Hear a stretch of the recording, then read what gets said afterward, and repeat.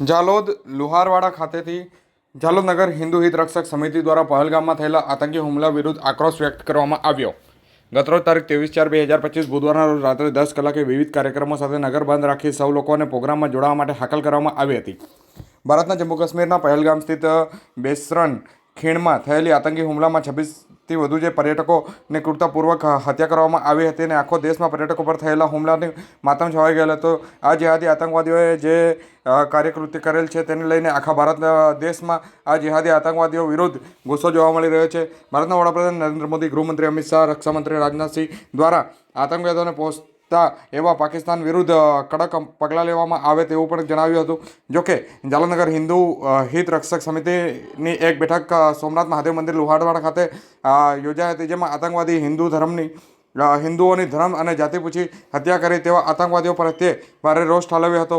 જે આતંકવાદીઓએ ધર્મ અને જાતિ પૂછી નિર્દોષ લોકોની ક્રૂરતાપૂર્વક જે હત્યા કરી છે તેવા આતંકવાદીઓ પ્રત્યે ભારે આક્રોશ સાથે આવતીકાલે 25/4/2025 શુક્રવારના રોજ જાલોદ નગર બંધ રાખી જે હિન્દુ પર્યટકોની હત્યા થયેલ છે તેવા આતંકવાદીઓનો વિરોધ કરવા સમગ્ર નગરના હિન્દુ જોડાવા અપીલ કરવામાં આવી હતી। આવતીકાલે 25/4/2025ના રોજ જાલોદ બંધ રાખી અને જિહાદીઓ વિરુદ્ધ આક્રોશ વ્યક્ત કરતા બેનરો, પોસ્ટરો સાથે રેલી મોવાડાથી આખા જાલોદ નગરમાં ફરનાર છે અને કહી શકાય કે વિવિધ જે કાર્યક્રમોનું પણ આયોજન કરવામાં આવ્યું છે।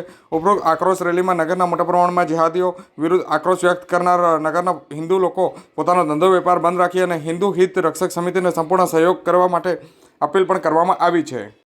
આજ રોજ જાલોદ સોમનાથ મહાદેવ મંદિર મુકામે ગઈકાલે પહેલગામ મુકામે થયેલા નિર્દોષ નાગરિકો ઉપર ધર્મ પૂછીને કરાયેલા હુમલાના વિરોધ કાર્યક્રમ સ્વરૂપે જાલોદ મુકામે કાર્યક્રમો તારીખ 25મીના રોજ આપવાના હોય એ કાર્યક્રમોના ભાગરૂપે તારીખ 25મીના સવારના 8 કલાકે નગરના સ્વયંસેવકો દરેકને બંધમાં જોડાવા માટે અપીલ કરવા વ્યક્તિગત નીકળશે।